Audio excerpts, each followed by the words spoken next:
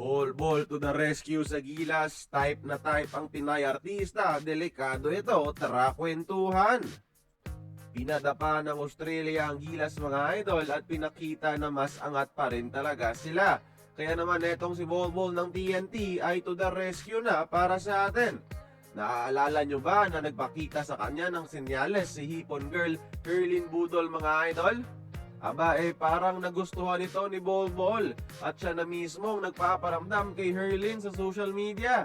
Post mismo ni Budol at chinek ko nga sa IG ni-like na mismo ni Bol ang mga bikini pictures ni Herlyn mga idol.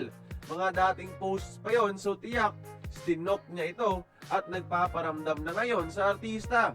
In love na yata ang 7'3 giant ng TNT.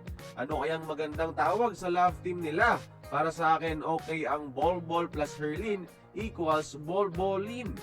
Gagawa na sila ng next superstar mga idol ng ating Gilas Pilipinas. Naka-story pa mismo kay Herlyn mga idol na lagot daw talaga kay Bol. So alam niya rin kung anong dadatnan niya sa 7'3 import.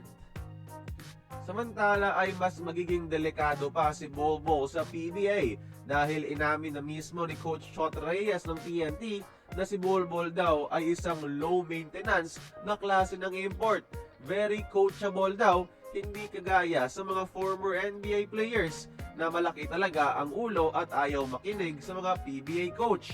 Si Bol daw naiiba. So kapag nakikinig talaga si Bol sa game plan ng TNT at hindi magsasarili lang, mas delikado pa siya mga idol sa ating pambansang liga. Superstar na, team player pa.